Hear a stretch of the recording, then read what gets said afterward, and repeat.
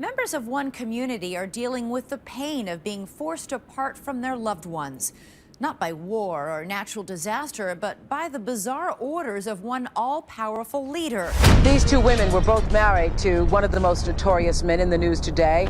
Not only were they both a part of his harem, Janine and Robin Bonds are also mother and daughter. Mary convicted in 2020 on multiple charges connected to his time as leader of Nexium, where he sexually assaulted and blackmailed multiple women. The sentencing of Robert Hale ended with harsh words from the judge. For domestic violence and sexual assault crimes, he says, are the worst he's ever seen.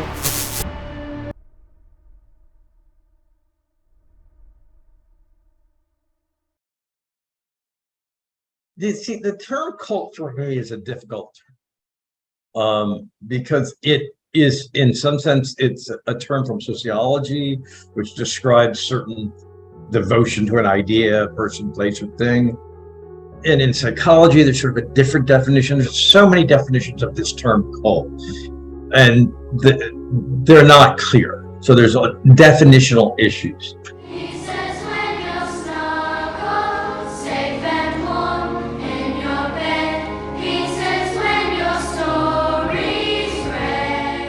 I might prefer to use a term cultic relationship.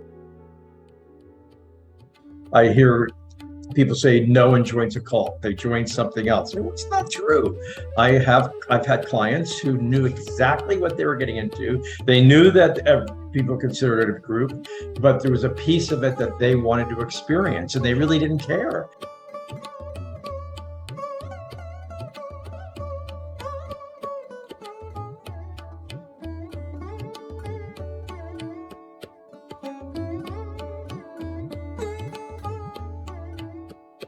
How many automatic weapons do you have?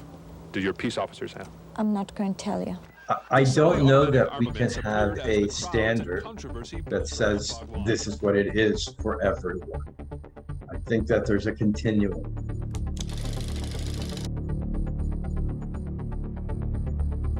I've struggled with the definition about cults for years.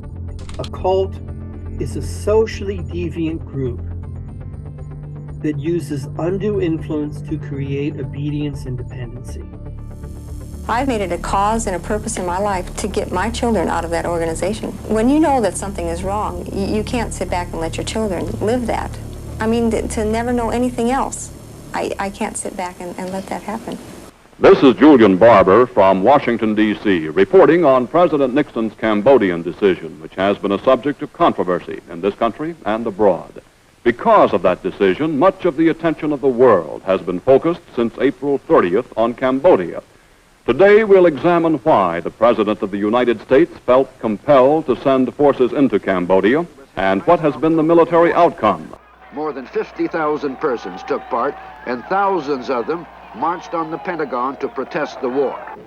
A leader of that demonstration was Jerry Rubin, a radical activist of the so-called... I entered university in the United States in 1969, University of Maryland.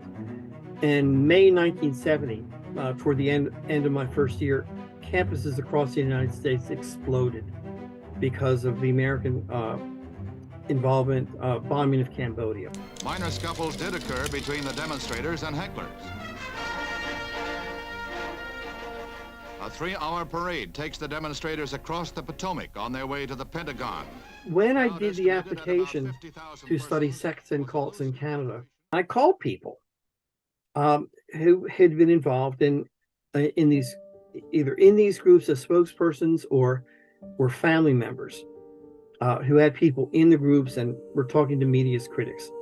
And I started talking to them, and I interviewed group leaders, and I interviewed members, and I interviewed disgruntled and upset family members and former members. And some of the stories I was getting about some of the groups and former members were just jaw-dropping. The children do say they've never had any sexual experiences with adults or other children. Some of the abuses I was hearing were just really disturbing. Teachings on sex. Dad, after all, we've strayed, and yes, we've been bad. We're thankful for your love. Just about everybody can look at their own lives and realize they have issues. Things they want to, that are painful, things that painful things have been done to them, painful things they've done to others, or just general suffering, lack of focus in the world. They don't know, they don't have a life purpose. They want to get better. Why are you at the Lovin'? Because I think it's fun and I get a good sense of community spirit I don't anywhere else. What, do you think there's a love revolution going on? I hope so. Why do you hope so? These groups say, we can make it better. We have a system to transform the world, and if you join us and get involved with us, you can help do that. Creation itself is enough unto itself. It needs no outside agency to create it. The moment you accept an outside agency to create it, you fall into a vicious circle. Consequently, well-intentioned, well-meaning, smart people get involved in these groups and then go through a gradual, step-by-step reinterpretation of values. Now, a lot of people come from really tough backgrounds, so it's not difficult to get them to evaluate their past in very negative terms.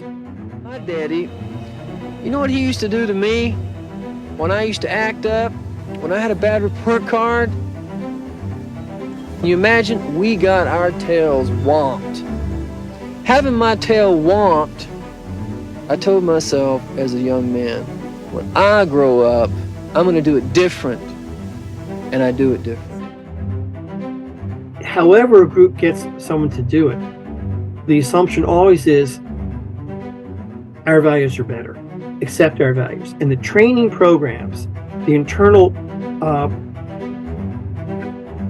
education, behaviors, studies, the theologies are all based upon adopting the value system of the group, which is created by the group leaders.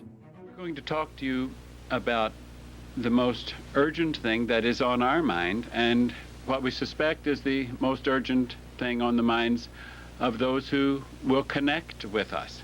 Many of the group leaders have personality disorders, especially narcissism. So in essence, you've got personality disorders translating into group policies through the inner circle of members. You've got the royalty, and then you've got the court, the inner circle, the court. And of course, there's a social psychology about why people follow these individuals. We are meaning-seeking creatures living in a cosmos without meaning. We all are looking for a place to fit into the world. We're looking for love, we're looking for acceptance, and Jim Jones provided that.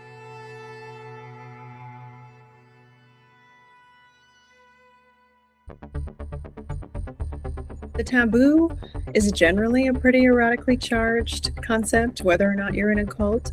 So for people who are given the message that they are special and they get to do things that are taboo, the entitlement around that can be very powerful and can be very exciting. So even though they may be doing things that go against their value system or their previous value system, in the cult dynamic, there can be this elevated sense of we are special, we get permissions, we are different than those people out there.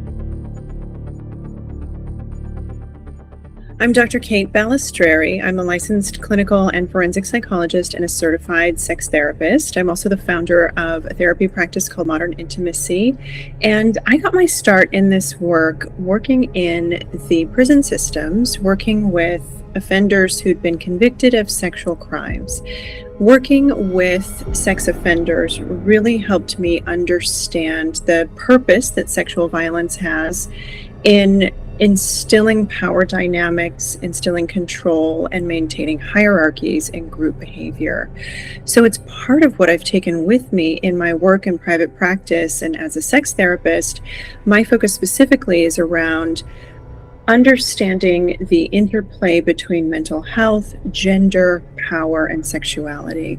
So when we're talking about cult dynamics, there's a lot to say. I practice what I preach, and I preach sex, boys and girls, hallelujah. The most controversial of all the Indian mystics since the 60s, labeled by some the sex guru. A jury in New York has found the leader of a self-help group guilty of 7 counts of sex trafficking and racketeering. Keith Raniere attracted some high-profile followers to his group NXIVM. Hale pled no contest to 30 counts of sexual abuse, incest, kidnapping, and coercion for years of abusing his children and sleeping with at least one of his daughters.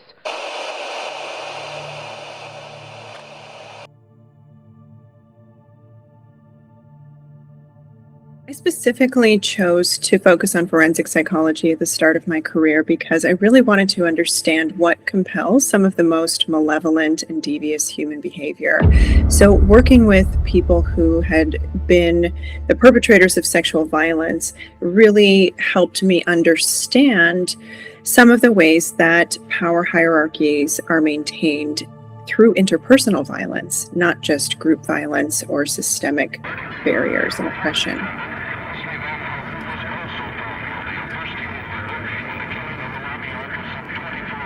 Most religions, and I'm just being careful when I say most, involve themselves in issues about involving sexuality. A couple issues about sexuality. One is that sex is a threat to these groups, because through sex, people can form emotional bonds with somebody else. Groups don't want that. Groups want the emotional bonds only between the individual and the leaders. Eventually, what became the focus of the FBI's investigation was this secret sorority, a secret group of a women's group within the organization that the women said that they were being instructed in that group to have sex with Keith Raniere. Consequently, you'll see a couple patterns. One is groups will say no sex. Another pattern is groups will say sex with everybody.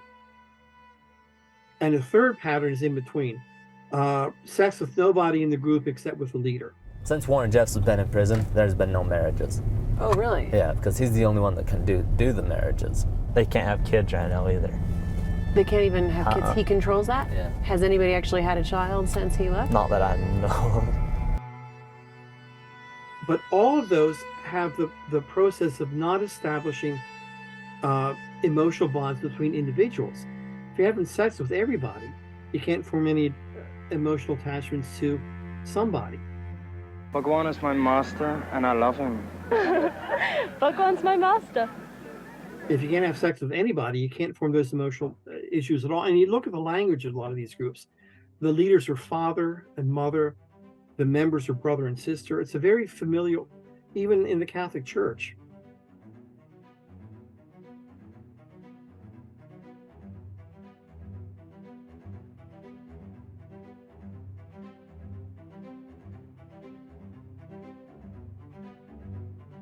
In 2016, that day, Trump came through to Mother in a vision, mushroom vision, I believe, Mom, the magic mushroom.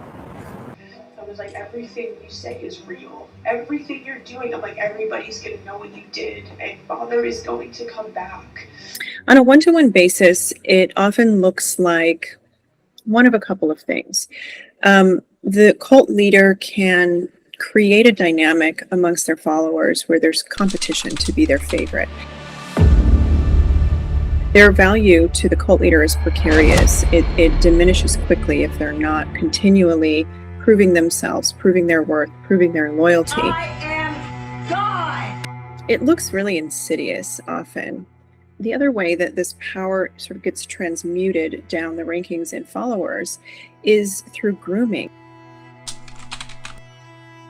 And you know, this is part of our investigation, is to understand how is it that you can sign up one day for a self-help program, and then, you know, however many years later, you are obeying commands to have sex with Keith Raniere, to get branded on your body with his initials. It's a slow process. He was able to build trust with people. He has a remarkable charisma, but the group also recruited really high profile and powerful, successful people. So they could use that as a calling card and say, hey, come join us. Look, the heir to the Bronfman fortune is here. We have the son of a Mexican president. We have famous actors here as well. So people were drawn because of the community he created around him. There was also a lot of secrecy. So you might have joined and taken some courses in the group and not known what was happening in the inner circle. In fact, many high-ranking members of the organization who were in it for years didn't realize what was happening in the inner circles of this group, that Keith Raniere was having sex with underage girls, that he was committing wire fraud and immigration fraud and forced labor. Let me be very clear. Larry Ray is a predator, an evil man who did evil things. Young people are often questioning a lot about their identity. They're questioning who they are, where they belong in this world, and that can bring up a lot of existential fears. It can also bring up a lot of security-based fears. Can I fund myself in this life? A guilty verdict in the case of the man who started a cult in his daughter's college dorm. Lawrence Ray was convicted on federal sex trafficking and extortion charges and now could face life in prison. They can also stoke insecurities among younger group members, younger cult members.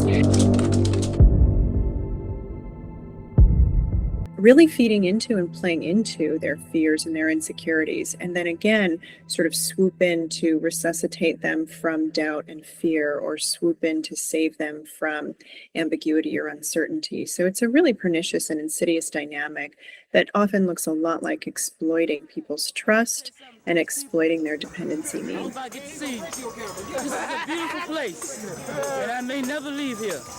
Wide, coast to coast, everybody should come and have a good time.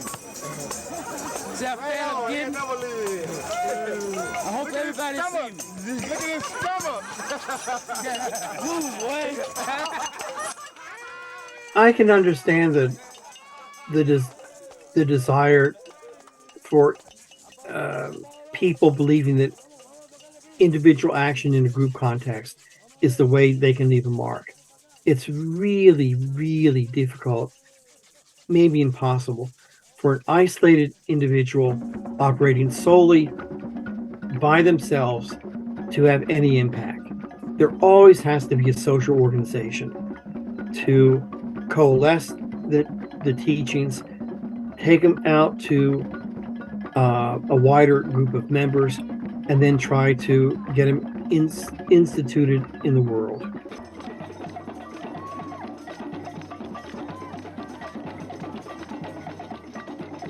Human beings are hardwired for connection and relationships. We are not meant to be isolative.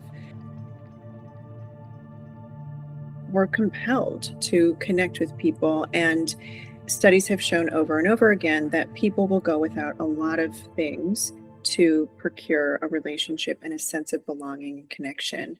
So when we look at the manipulation strategies that human traffickers use, that sex traffickers use, and that cult leaders use, they typically fall along two lines that really exploit that need for relationship. So the first strategy is called an entrapment strategy. That is where the human traffickers, the sex traffickers, or the cult leaders will recognize the actual physical needs that somebody might have. You don't have any food? I got you. You don't have a place to live? I've got you. And they'll create the illusion of safety and the provision of these needs for a short period of time. And then they'll often say, well, now you owe me because I've taken care of you. So they're entrapped in that situation. They can't get out until they pay off the debt, which they rarely can, if ever. Tell me about the night you were branded. It was horrible. At the time, I thought, I was doing this empowering bonding moment with a group of friends that I considered my nearest and dearest. We were told that it was a symbol of the elements and that this was going to be a bonding experience. And we were sleep deprived, we were starved, we were coerced. You don't just decide to be branded. You're coerced into being branded. The other strategy is called an enmeshment strategy. And here's where we look at like lover boy or boyfriend dynamics, love bombing.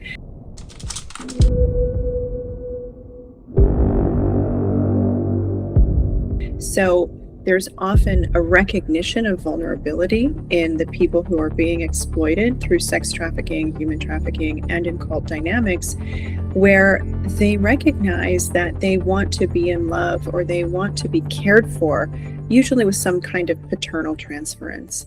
So the paternal transference and the romantic transference sort of gets mushed together, and it comes out in the way that convinces the exploited person that they are loved, that there's a romance there's a connection, they're soulmates, they're so good together, everything here is special, no one's like us, no one has this connection.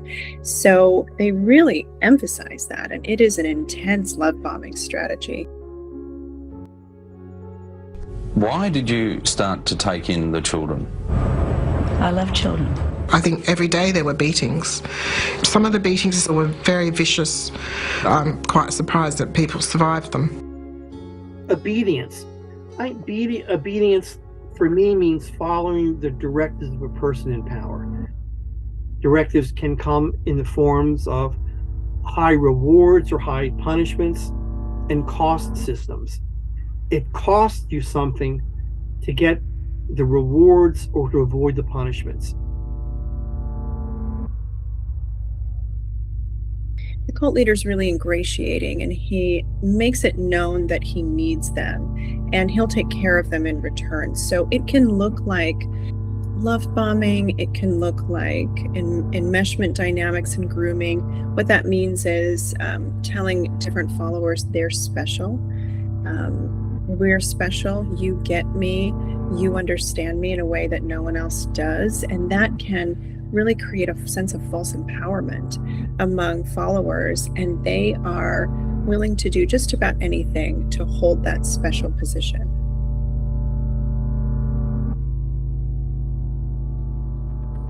In cults or in large group behavior, even small group behavior, one of the things that can sort of live in the unconscious of the group mind is this eroticism of power.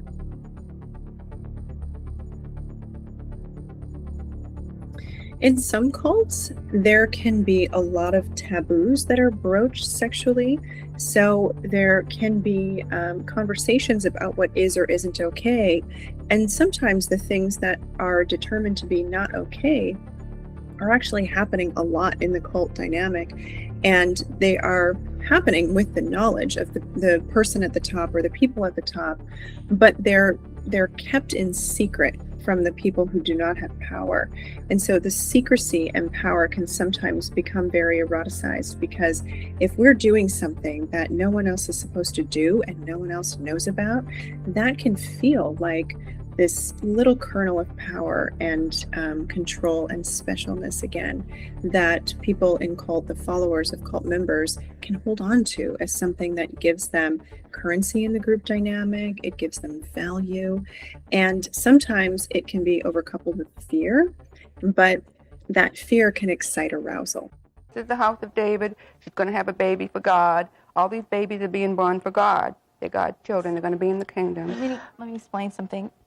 He claims to be Christ, and he tells you who wouldn't want to be married to Christ. He's perfect. Why would you want a mere human being when you could have Christ? He'll walk in the light of his own mind or the light of his Father's word. He put also a new song in my heart. Many shall see it and fear and trust in the name of the Lord. Why would that be? And then in the end, you kind of fall in love with him because he was very lovable at times. At times.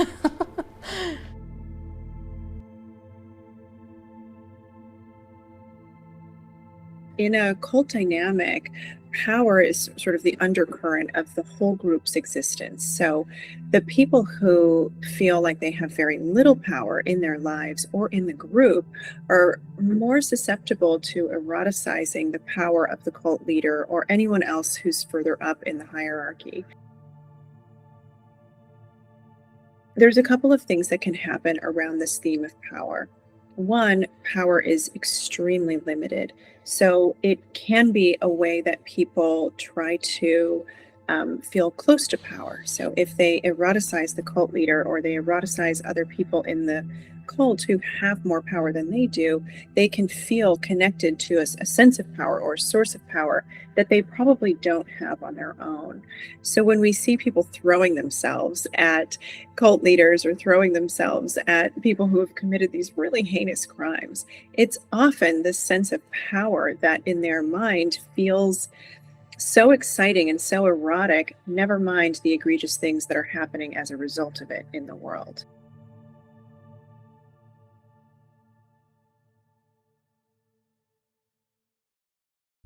Obedience often takes the form of self-reporting. The best, most powerful kind of control that can go on a group is when people have internalized the belief system so much that when they have a negative thought or do something, they report on themselves.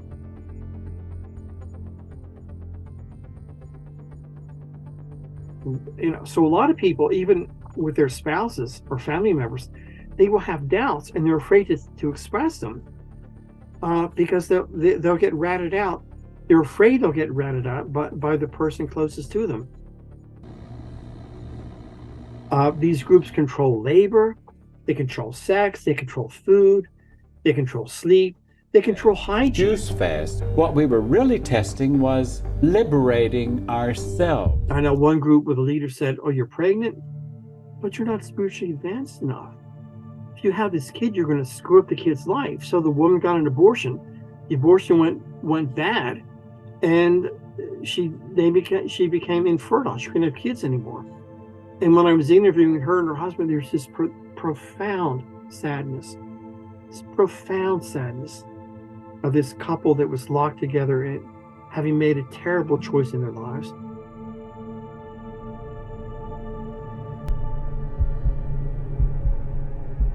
And leaders control resources that individuals have. They put in informational restrictions. It's one of the big concerns right now about trying to control educational options in various places in the United States. We've run into it in Canada. You see attacks on academia in Britain and Australia and the UK. So informational restrictions. You can't read this. My Little Fish. Now, your father described that as a routine publication. That entails graphic sex. You would be sworn in as a member, and you would also swear not to reveal any of the going-ons inside. Every person who seriously studies cults at some point has to look at the Nazis in terms of violence and control, and the ways in which otherwise decent, smart, ordinary people can get drawn into destructive ideologies within a very short period of time.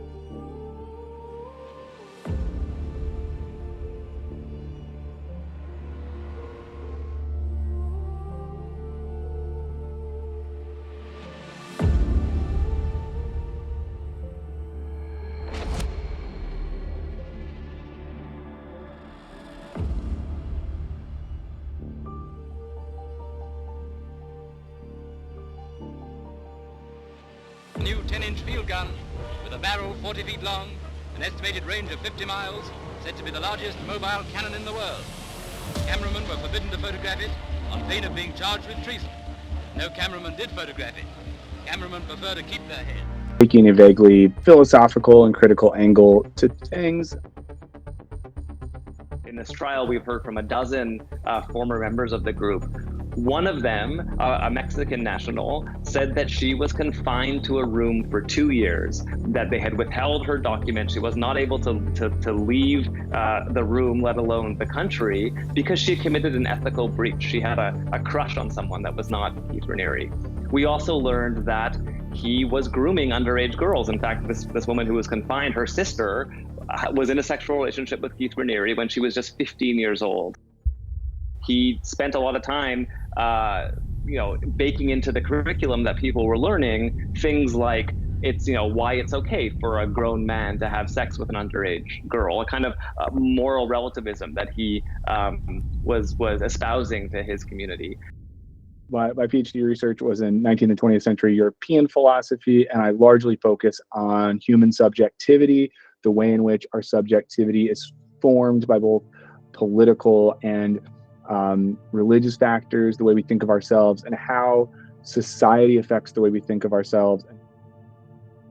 So that relationship between the self and society is kind of the question I've always been interested in, which leads to why I've always been fascinated by, cults and sort of offbeat religious institutions. We've covered cults a bit on Wisecrack recently, and largely for that reason. I think I'm interested in how we derive meaning from society, or even a lack thereof. And I think cults give us a really interesting picture to look at why these things are successful and how our culture creates the conditions for these things to thrive. And I think in particular, I'm very interested in why it feels like the contemporary moment is such fertile ground for groups like this.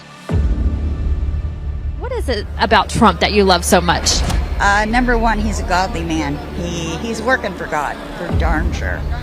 Number two, he really cares about us. He cares about us. He cares about what happens to us. He cares about our country. When cults get talked about sometimes, it's often in the context of a philosopher looking back in religious history and talking about, Christian and post-Christian sects. But I do think an interesting sort of definition that emerges incidentally in those discussions is almost like a cult being a organization of individuals oriented in a hierarchical structure around a set of ideas, and normally those ideas have a non-empirical or mystical basis.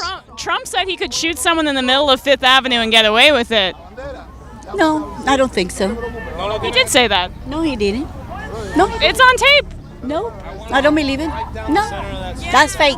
I swear to God, you can watch it. Fake news. There's normally one or a group of individuals, at the top of these hierarchical structures who normally have special access. It's interesting that someone who has a sense of control over a group of people would want to push their influence into politics. You cannot separate God from politics. You can't take him out of our government.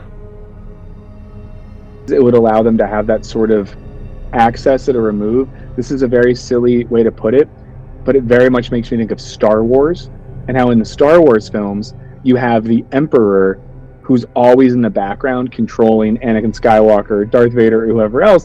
But of course, the reasoning for that is there's always sort of the man behind the curtain is able to get away with a lot more when they're not the face of the operation. So I think that it makes sense that it's a way to kind of solidify and expand power.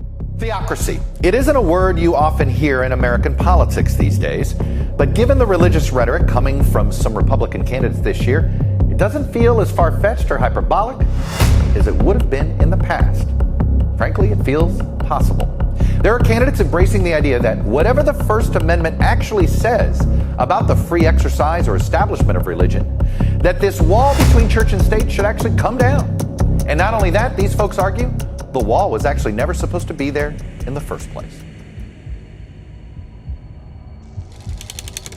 The secret genius of cult logic is that in encouraging followers to pursue those careers, you're basically saying to them, you have something so special. I have granted you access to this sort of special truth or perspective, and now it is your moral duty to share that, to use that for good. Because even in very mainstream like Christian organizations that I think people would not consider a cult at all. That's like a thing that happens. I think we see more and more, especially in the right in American politics, people like a direct pipeline from largely like right-wing Christianity into the political sphere. You know, the big difference between the philosophy of religion and theology, if we're talking theology, often people are like speaking directly about the existence or inexistence of a divine entity. In the philosophy of religion, we're thinking about the social and individual meaning of religion. So it's more questions of how does religion shape the way I think about the world? How does religion shape the way I conceive of truth? How does religion shape my social ethic? And how does religion shape the way I think about myself and my own humanity?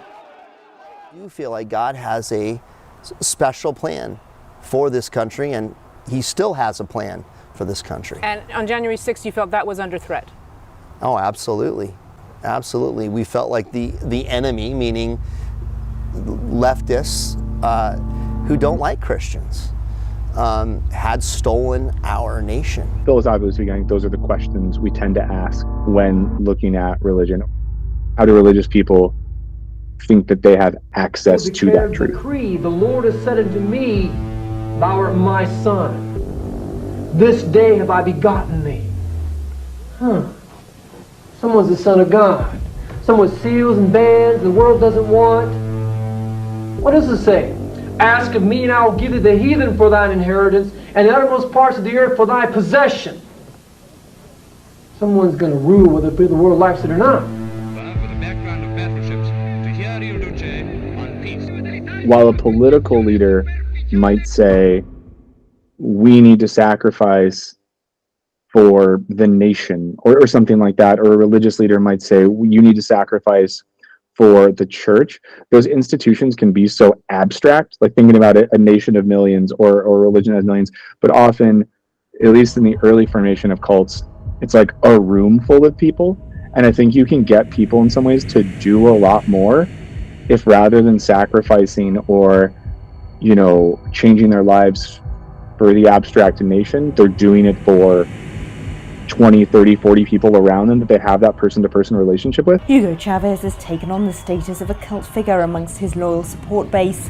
They back him because of social spending that's improved health, education and housing, but also because they see him as one of them.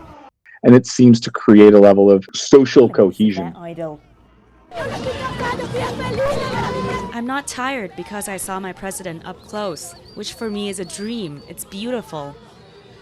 I love him like a father. It's wonderful. More legitimate means of protest against the government erupted on the streets shortly before.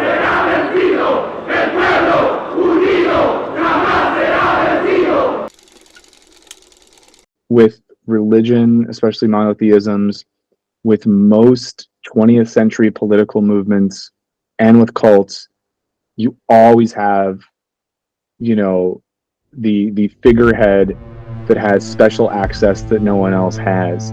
So even like, you know, there's a similarity between, you know, a Stalin and a Mussolini and a David Koresh and whoever else, in that we have a figure that establishes themselves with such power, influence, and knowledge that it engenders belief from others, and then they are able to use that belief and use that commitment and fidelity.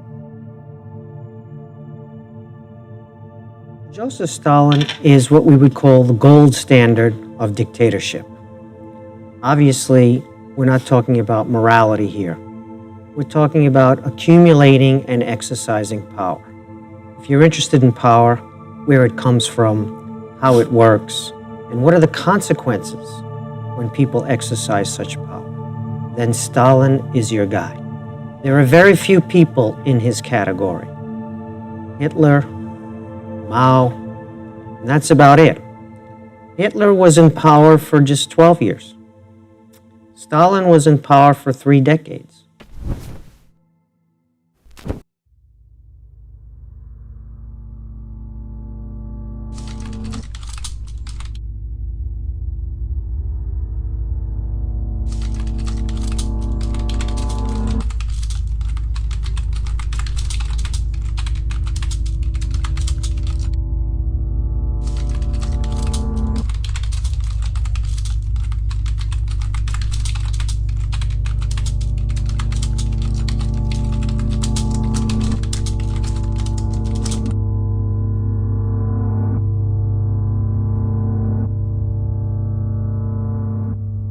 historically, a lot of philosophical ethics come back to a few main streams. There's kind of one big chunk of it, called deontology.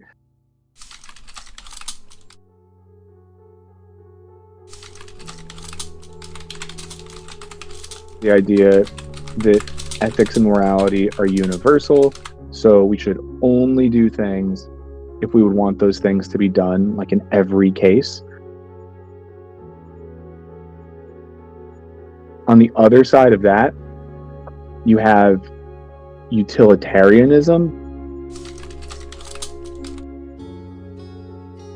The idea that, we're acting ethically is to act in a way that ensures the most happiness for the most people. And I think that one especially, there's a lot of resurgence of that these days in certain groups that at least are verging on cultiness.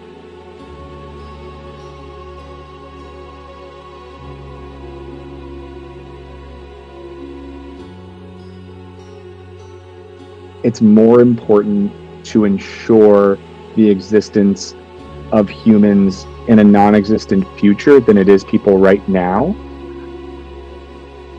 The gist would be like, if we have to sacrifice now, if we have to de-emphasize certain people now to ensure the long-term maintenance of, the human species or whatever, that's ethical.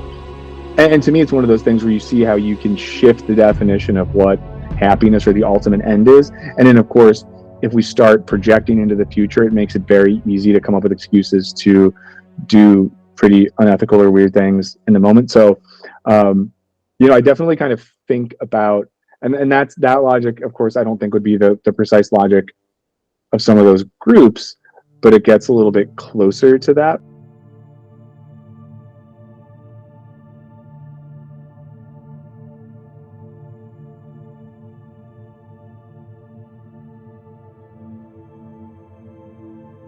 If we go all the way back to like Greek philosophy, the whole idea is, we want to figure out how to live a good life, which means we establish a concept of the good and everything orients towards that good. And while for most of us, we might just be like, oh yeah, justice, where we're all equal, that's good. Or society where we all have universal rights, that's good.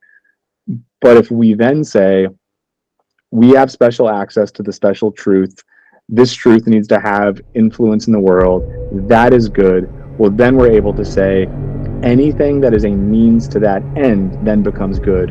And if that means violence, crime, abuse, trauma, whatever it might be, we can justify all of those things as long as you can point to them and say, here's why this is good down the line. It can justify so much, in the moment. And I think that logic ties into when we think about war crimes. I'm quoting Stalin Waiting for Hitler. By the mid-1930s, so we're through the collectivization. Yes. He's pulled it off. He gets a lucky harvest in 1934. The peasants don't want to starve, they want to survive. They go back Those to who work. haven't been deported, those who've been enslaved in the collective farms, they plant the grain, they harvest the grain. There's no drought, there's no torrential rainpour after the drought, so they get lucky with the weather again, and Stalin gets lucky. The peasants that he's enslaved they save his regime and they save the country. And he breaks the resistance. They essentially begin to live with the system. He's broken the resistance, you're absolutely right. And those officials who had criticized him are now acclaiming him because they're on the other side of the horror. The famine is over, and they've eradicated capitalism in the countryside. So he's a hero now in 1934 again.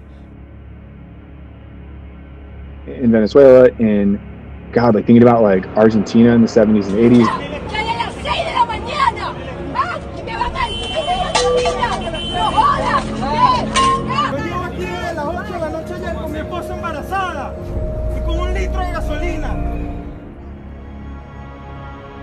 Normal people who did horrific things because they were serving the state, serving the government, whatever it might be. To be real extreme, like people at the Nuremberg trials, like we're just following a documentary on a cult, and the idea that someone could so easily manipulate people's individual ethics towards these pretty abhorrent ends seems crazy. But then if we look at political and religious history, it's everywhere.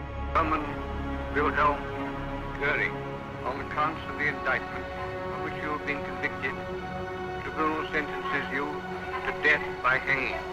Joachim von Ribbentrop, death by hanging. Fritz Saukel, death by hanging. Julius Streicher, death by hanging. Wilhelm Frick, death by hanging. Hans Frank, death by hanging. Alfred Rosenberg, death by hanging. Wilhelm Keitel, death by hanging. Fear is that this could trigger a very strong Russian response. We saw yesterday that a residential area of the city of Zaporizhia, a major city in the south of the country, very close to the front lines, was hit. More than a dozen.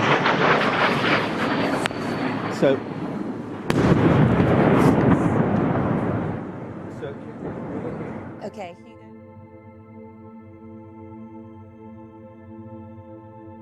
If we were to say I guess what would a political cult be? Well, a political cult would be a system of politics that has some sort of inherently hierarchical system in which there is a mysterious and unknowable truth at the heart of that thing.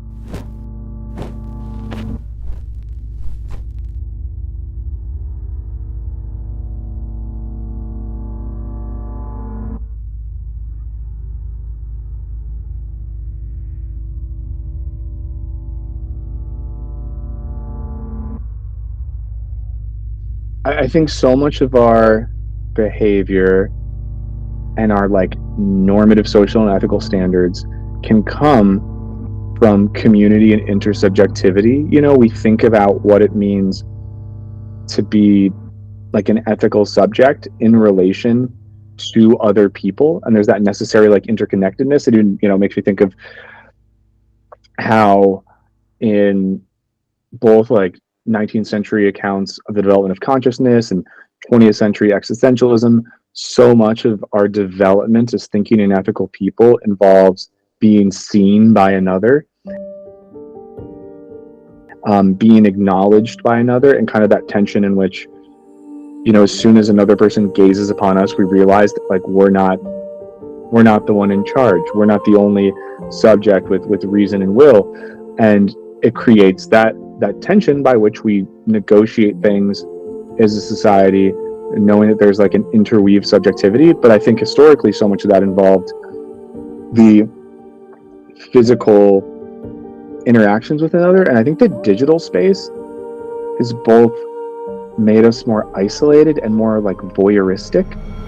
Sure. So misinformation and disinformation, both of which are significant in informing violent acts offline, move really quickly through the online ecosystem, and COVID was surely a catalyst for that. I mean, being forced to rely so much on the internet means that we also absorb more content on it, and that means the good and the bad. And I do think that's a huge part of what is influencing people now more than ever.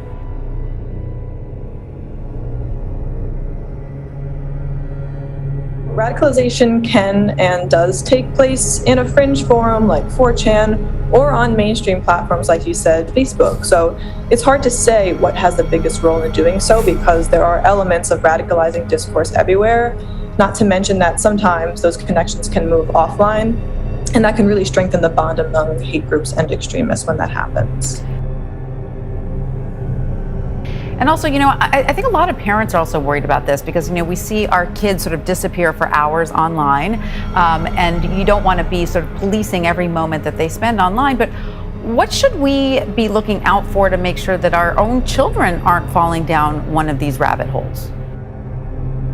I think what we're finding more and more is that it's not always obvious, right? I mean, some of it is blatant. There's certain calls for violence or conspiracy theories that target a certain gender identity or race or religion, but a lot of it is veiled in rhetorical tactics like irony or humor, and that means that it can get past content moderators online really easily. So my advice would be to be really careful and try and vet everything and not be too hasty about resharing or amplifying content when we can't identify its true intention.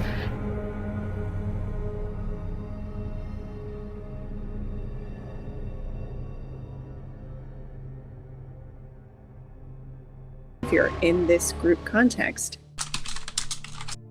So things to look out for include grooming, ingratiating behavior, meaning are people really complimentary? Are they really subtle in pushing your boundaries? Do they apologize, back off, but then do it again?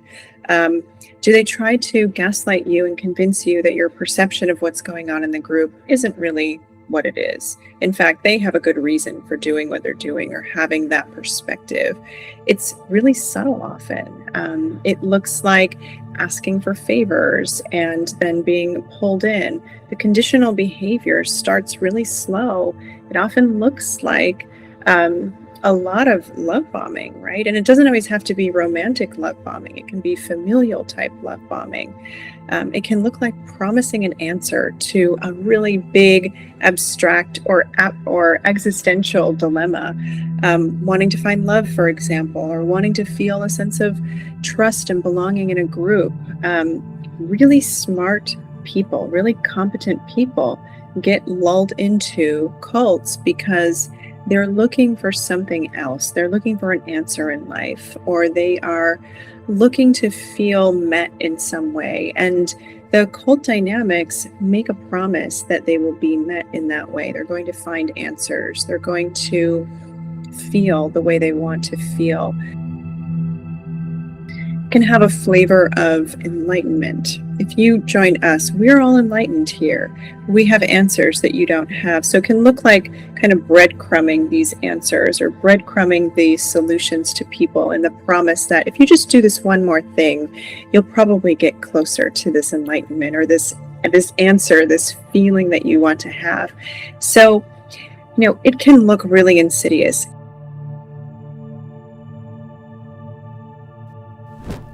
Other red flags look like not questioning the group behavior. If you are asking questions, why do we do this? And you are silenced in some way or encouraged to not get too big in your questions and don't ask that person these questions, that's a big red flag. Because if you cannot ask questions and have really thoughtful answers given back to you, there's something that the people at the top don't want you to know.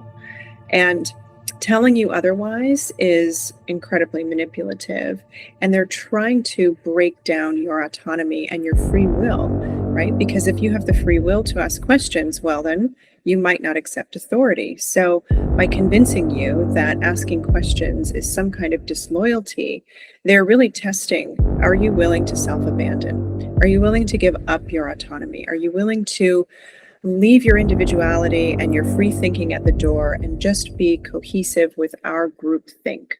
And that's a really important status.